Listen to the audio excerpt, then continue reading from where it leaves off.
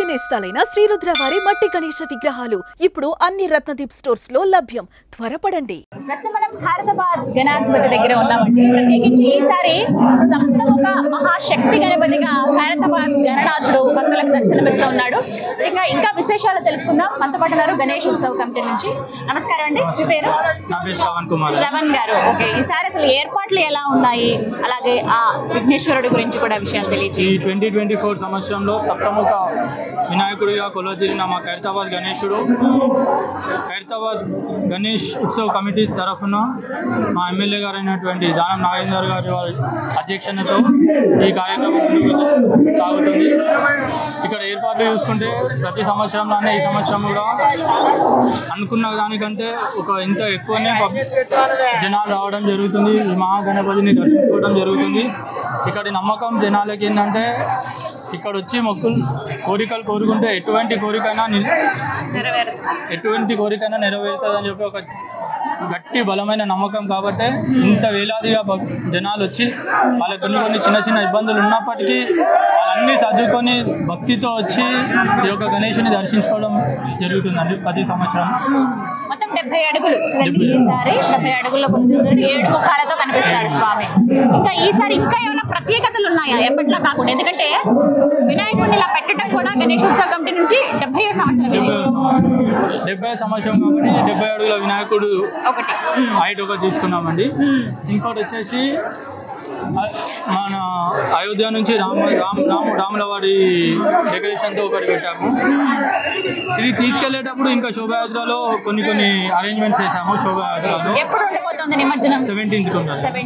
17th of September ఉంటుందండి.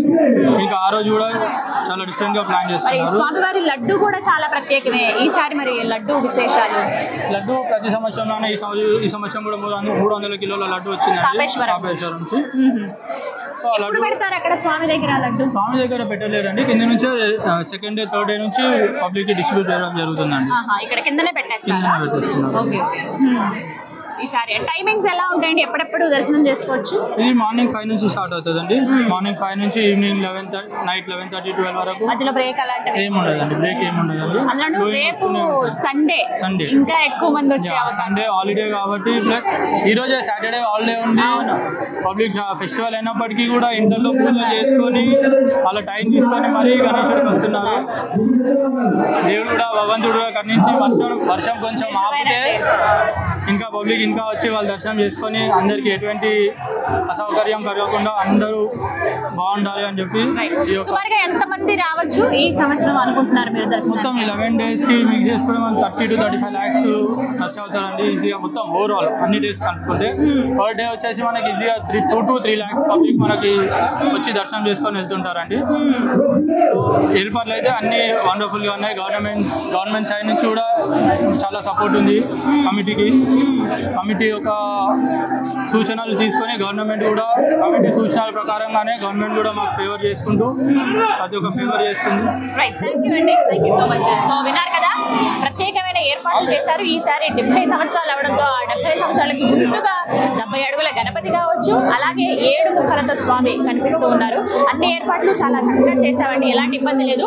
రోజుకి 2-3 లక్షల మంది వచ్చి దర్శనం చేసుకునే అవకాశం ఉందని చెప్తున్నారు. ప్రత్యేకించి ఓవరాల్ గా చూసుకుంటే నిమజ్జనం వరకు కూడా 30 నుంచి 35 లక్షల మంది భక్తులు వచ్చి ఆ ఖైరతాబాద్ గణనాథుడిని దర్శనం చేసుకుంటారని చెప్తున్నారు. సుమన్ టీవీలో మీ పర్సనల్ అండ్ బిజినెస్ ప్రమోషన్స్ కోసం కింది నెంబర్కి కాంటాక్ట్ చేయండి.